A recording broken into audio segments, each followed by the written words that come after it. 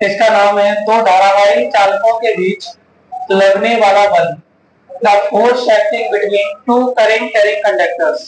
सबसे पहला प्रश्न कि इन दो कंडक्टर्स के बीच में फोर्स लगेगा ही क्यों। इसका लगने का कारण है दोनों में करंट फ्लो हो रही है। जब पहले वाले में करंट फ्लो होगा तो इसका मैग्नेटिक फील्ड जनरेट होगा। ये वाला जो घेरा बना हुआ है इस तरीके से, ये किसका मैग्नेटिक फील्ड है, पीक्यू वायर का। पीक्यू वायर का मैग्नेटिक फील्ड है आपका इस तरीके से। मान लीजिए जी आपका कंडक्टर है पीक्यू, इसे मैंने ऐसे पकड़ लिया, करंट को शो कर रहा है आपका अंगूठा, ऊपर की ओर करंट जा रहा है, तो आपका मैग्नेटिक फील्ड इस तरीके से क्या होगा, बनेगा चारों इस तरीके से। अब ऐसे ही मैंने इस वाले को पकड़ लिया, इसमें भी करंट फ्लो हो रही है, तो इसका भी मैग्नेटिक फील्ड इस तरीके से ही बनेगा। यानी दोनों में मैग्नेटिक फील्ड सेम डायरेक्शन में बना है। इतनी बात समझ में आ गई। इसके बाद इसमें करंट कितना फ्लो हो रहा है, I1, इसमें करंट कितना फ्लो हो रहा है, I2। अब थोड़ा सा समझना आपको ये है कि इसका जो मैग्नेटिक फील्ड है वो आपको दूसरी वाले कंडक्टर पर चेक करना है।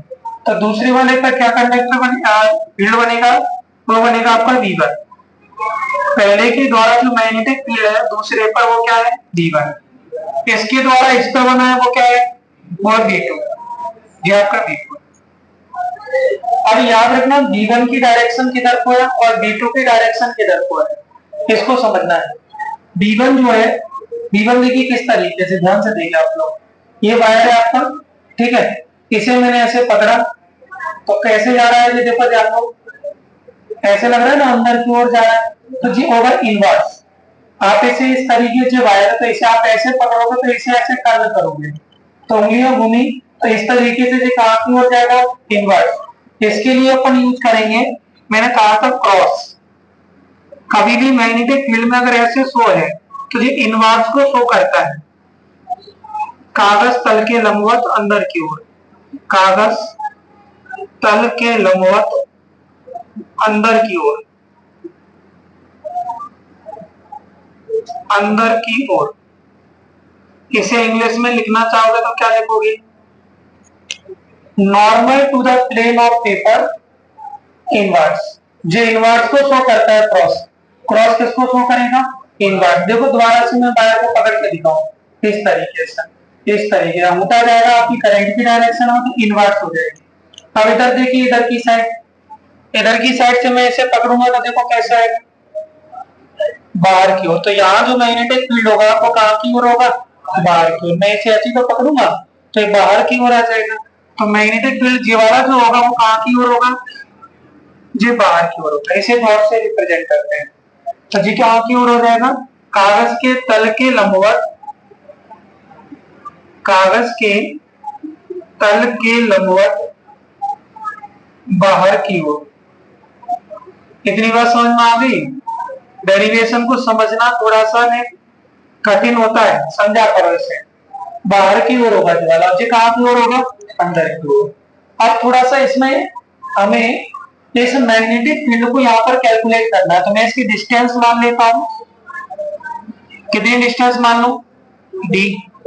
मैंने इसे डी डिस्टेंस मान लिया। अब आप जानते हो, मान लो ये PQ और RS दोनों इनफाइनाइट लॉन्ग वायर है, अनंतता अनेक लंबाई के तार है। तो इनके कारण जो, इसके कारण तीव्रता निकलेगी वो इधर निकलेगी ये वाले पॉइंट पर, इसके कारण निकलेगी वो इधर निकलेगी। तो मैं इसे निकाल रहा हूं, PQ चालक, PQ के कारण डी दूरी पर चुंबकीय क्षेत्र, बताना क्या होगा, डी दूरी पर चुंबकीय क्षेत्र क्या होगा, सोचो ऐसे। मैग्नेटिक फील्ड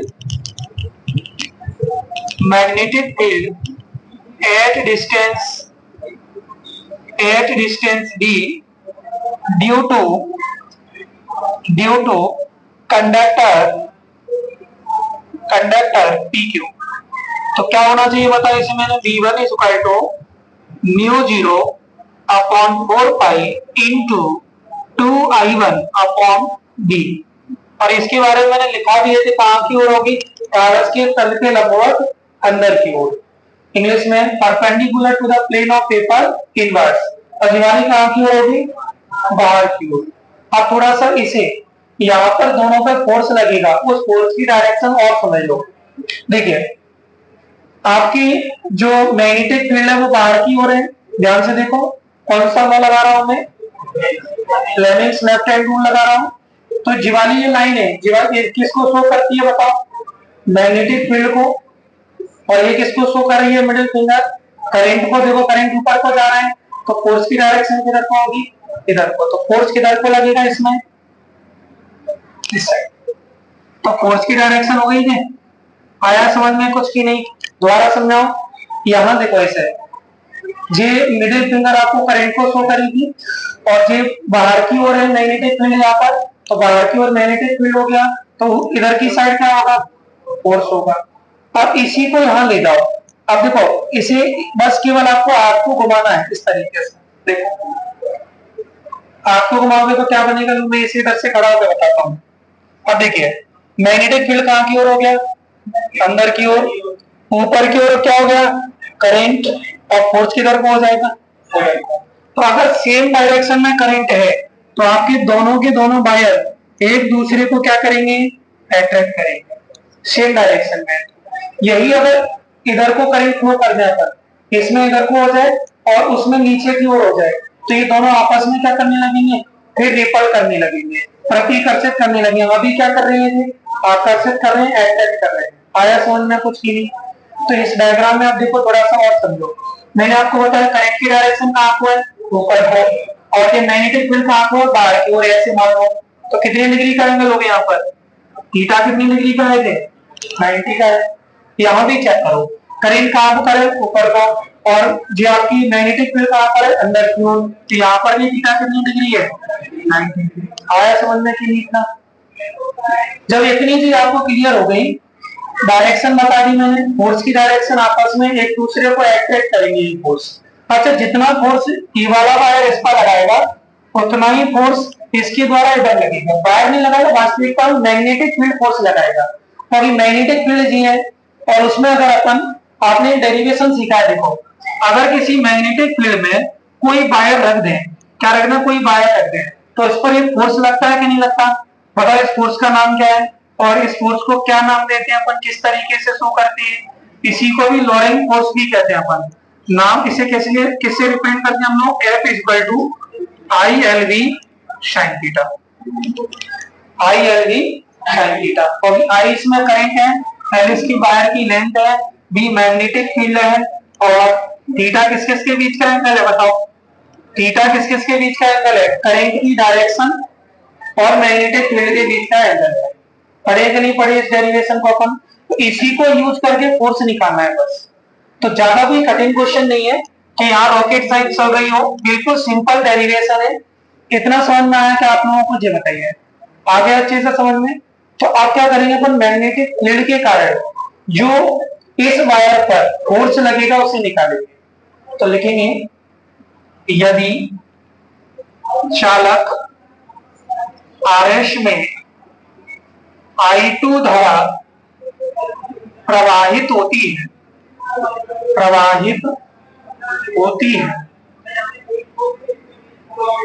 I2 धारा प्रवाहित होती है,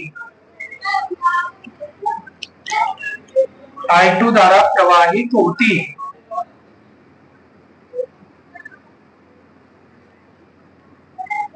तब इसकी L लंबाई पर लगने वाला बल, L लंबाई पर लगने वाला बल, पूरी पर तो संभव नहीं है, अगर इंफिनिटी वायर पर लगा दोगे तो पता है ना, L रखते ही तो आपका जो फोर्स होगा वहां पर 0 हो जाएगा या इंफिनिटी हो जाएगा, L का वैल्यू रखी वहां पर। तो L लंबाई पर लगने वाला बल क्या होगा, ये फोर्स बताओ, ये फोर्स होगा आपका, चलो इंग्लिश में लिख लूं पहले में से, एक I2 current is flow, I2 current flows through conductor RS, then force acting on its L length, कितनी लेंथ पर, एल लेंथ पर कितना लगेगा उसे देखेंगे। तो बताओ इसे एफ इक्वल टू क्या मानेंगे अपन, आई एल बी साइन 90। यहाँ पर एंगल कितने डिग्री का है, 90 का है। अब देखो करंट कितना फ्लो हो रहा है आरएस में, I2, तो यहाँ पर I2 हो जाएगा। मैग्नेटिक फील्ड कितना है, V1 है, तो V1 रख देंगे अपन इसे। तो रखना इसका आंसर क्या बनेगा देखना, I2 की value as it is, L का एज इट इज, V1 का मान कितना है, mu 0 upon 4 pi into 2I1 upon D, 2I1 upon D, और तो कुछ है ही नहीं इसमें। अच्छा जो साइन 90 की वैल्यू है वो कितनी हो जाएगी, 1 हो जाएगी। तो क्या बन गया आपका देखना force, new 0 upon 4 pi into I1 I2, 2I1 I2 L upon D. अच्छा जितना ये फोर्स आपके कंडक्टर आरएस पे लग रहा है उतना ही फोर्स इस पे भी लगेगा। आप क्या करेंगे शुरुआत में, जैसे इसके कारण इस पर मैग्नेटिक फील्ड निकालेंगे V2, तो V2 मैग्नेटिक फील्ड क्या होगा, V2 equal to mu 0 upon 4 pi 2I2 upon D. जब इसका अपन फोर्स निकालेंगे तो फोर्स में यहाँ पर I1 आ जाएगा, यहाँ पर V2 आ जाएगा, तब भी इतना ही फोर्स निकलेगा। तो दोनों के द्वारा जो फोर्स लगेगा एक दूसरे पे वो बराबर होगा, चाहे करेंट्स दोनों में सेम बह रही हो चाहे अलग अलग बह रही हो, करेंट्स पर डिपेंड नहीं करेगा। तो अब अपन इसमें क्या करेंगे, जैसे यूनिट लेंथ के लिए आ जाता है कई बार, अतः या अब आरएस चालक आरएस की चालक आरएस की इकाई लंबाई पर इकाई या एकांक लंबाई पर लगने वाला बल। अच्छा ये तो एल लेंथ पर है, जी वाला ऊपर वाला किस पर है, एल लेंथ पर, अपन यूनिट लेंथ पर निकाल रहे हैं। तो अब चालक आरएस की इकाई लंबाई पर लगने वाला बल, इंग्लिश में now force acting on unit